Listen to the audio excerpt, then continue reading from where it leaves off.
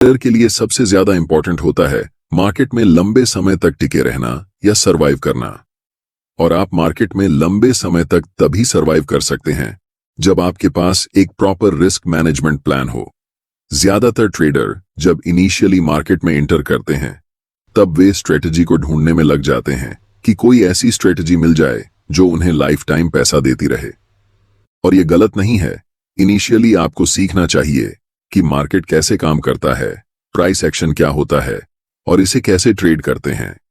लेकिन सिर्फ स्ट्रेटजी से आप लंबे समय तक मार्केट में टिक नहीं सकते, क्योंकि 99% लोग जो मार्केट में बिगिनर होते हैं उनके पास अच्छी स्ट्रेटजी होने के बावजूद वे अपने पैसे को लूज कर देते हैं, क्योंकि उनके पास एक प्रॉपर रिस्क मैनेजमेंट स्ट्रेटजी नहीं होती।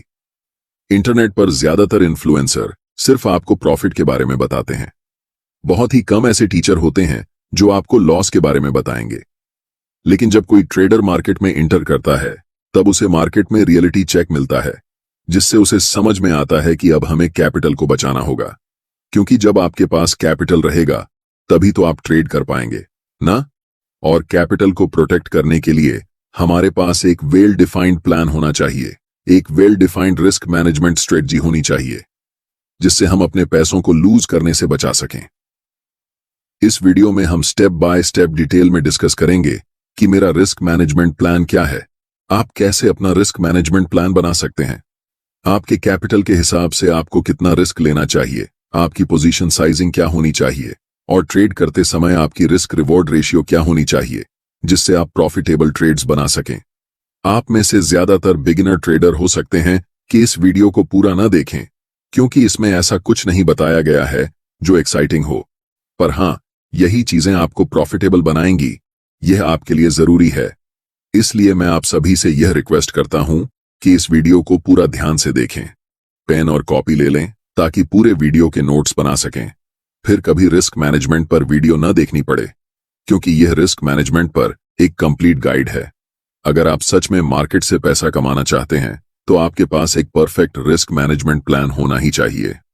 चलिए वीडियो को स्टार्ट करते हैं और सबसे पहले जानते हैं कि हर एक ट्रेड में एक स्ट्रिक्ट स्टॉप लॉस कैसे फॉलो करना है।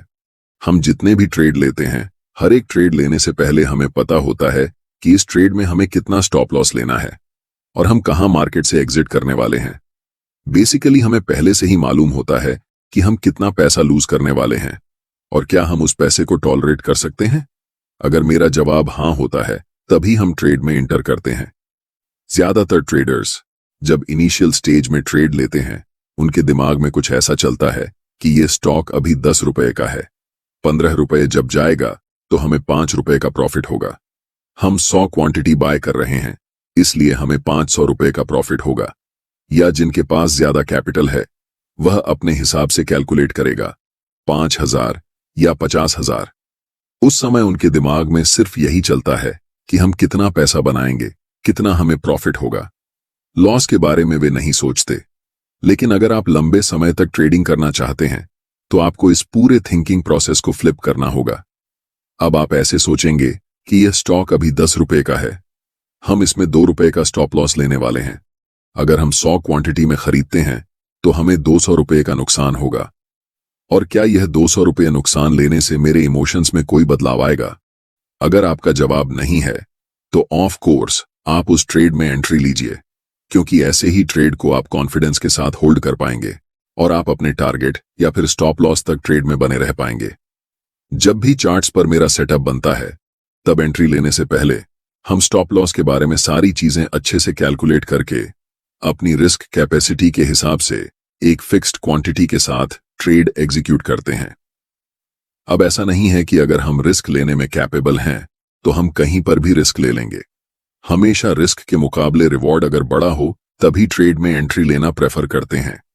उदाहरण के लिए, अगर हम आपको कहें कि इस ट्रेड में आपकी विन रेट 50% है, यानी कि इस ट्रेड में प्रॉफिट होने की चांसेस 50% हैं, लेकिन यहां ₹100 के रिस्क पर सिर्फ ₹10 का रिवॉर्ड है, क्या आप ऐसे ट्रेड में एंट्री लेना चाहेंगे? आपका सीधा जवाब होगा नहीं। अब आप लोगों के मन में एक सवाल आ रहा होगा कि कौन सी रिस्क रिवॉर्ड रेशियो सबसे आइडियल है, पर इस सवाल का जवाब सीधा नहीं है, क्योंकि हर एक स्ट्रेटजी के हिसाब से आपको चेक करना होता है कि उस स्ट्रेटजी से अगर हम ट्रेड करते हैं तो कौन सी रिस्क रिवॉर्ड रेशियो में हमें बेहतर रिजल्ट मिलता है। और आप जो भी स्ट्रेटजी को फॉलो करते हैं, चाहे वह प्राइस एक्शन हो, ट्रेंड लाइन सपोर्ट हो या कोई और स्ट्रेटजी, उसे पहले बैक टेस्ट करिए। 50 से 100 बैक टेस्ट ट्रेड्स में देखिए कि कौन सी रिस्क रिवॉर्ड रेशियो आपके लिए सबसे ज्यादा प्रॉफिटेबल है। आइडियली मैं आपको बता दूं जो मैं फॉलो करता हूं। अगर मैं कोई स्विंग ट्रेडिंग कर रहा हूं तो 1 से 3 का रिस्क रिवॉर्ड रहता है, और अगर मैं इंट्राडे कर रहा हूं तो 1 से 2 का रिस्क रिवॉर्ड मिनिमम होना चाहिए।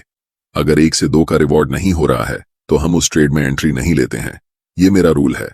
आप चाहें तो इसे अपने हिसाब से एडजस्ट कर सकते हैं, मॉडिफाई कर सकते हैं। मैं आपको एक चार्ट दूंगा जिससे आपको यह पता चल जाएगा कि आपकी स्ट्रेटेजी की विन रेट के हिसाब से आपको किस रिस्क रिवॉर्ड रेशियो में प्रॉफिट, लॉस या फिर ब्रेक इवन होगा। स्क्रीनशॉट ले लेना ताकि आपको दोबारा वीडियो फिर से देखना ना पड़े। अब आपको यह समझना होगा कि हर ट्रेड में आपको कितना रिस्क लेना चाहिए। इसका जवाब हर एक ट्रेडर के लिए अलग हो सकता है। मैं कितना रिस्क करता हूं, आप कितना रिस्क करेंगे या कोई तीसरा कितना रिस्क करेगा, यह सब आपके कैपिटल साइज के हिसाब से डिसाइड होता है। उदाहरण के लिए, अगर मेरी कैपिटल 1 लाख रुपए है तो मैं 1 से 2% पर ट्रेड रिस्क लेता हूं।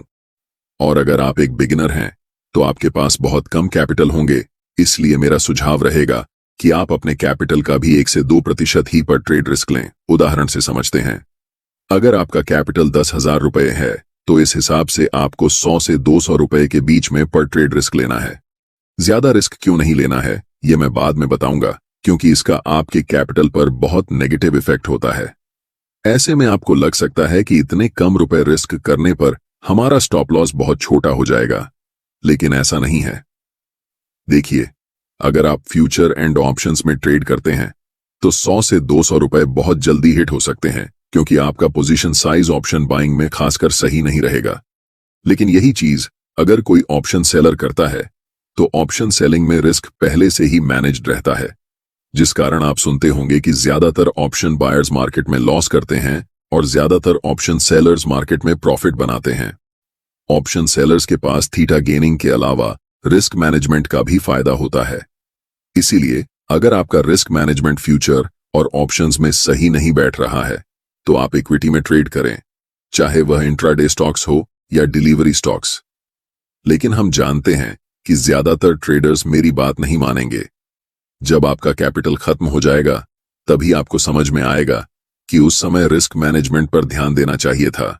ट्रेडिंग में जब आपको अपने कैपिटल का 10% से ज्यादा लॉस हो जाता है तो हमेशा याद रखें कि आपको ब्रेक इवन तक आने के लिए 11% प्रॉफिट बनाना पड़ेगा। मैं आपको एक चार्ट दूंगा जिसमें दिखाऊंगा कि जब आप अपने कैपिटल का 1% लूज करते हैं तो आपको 1% ही कमाना पड़ेगा ब्रेक इवन तक पहुंचने के लिए। ब्रेक इवन का मतलब होता है आपके इनिशियल कैपिटल तक वापस आना, यानी कि आपकी लॉस को रिकवर करना। अगर आप 5% लॉस करते हैं तो भी आपको 5% ही कमाना पड़ेगा। लेकिन जब आपका लॉस 10% हो जाता है तो आपको 11% कमाना पड़ेगा। उसी तरह जब आपका लॉस 20% हो जाता है तो आपको 25% कमाना पड़ेगा। और अगर आपका 50% कैपिटल लॉस हो जाता है तो आपको 100% प्रॉफिट कमाना पड़ेगा। तब जाकर आप ब्रेक इवन तक पहुंच पाएंगे। इसी वजह से मैं कह रहा था कि आप मिनिमम रिस्क लें, ताकि आपको ब्रेक इवन तक पहुंचने में ज्यादा मेहनत न करनी पड़े या अपने लॉस को रिकवर करने में दिक्कत ना हो।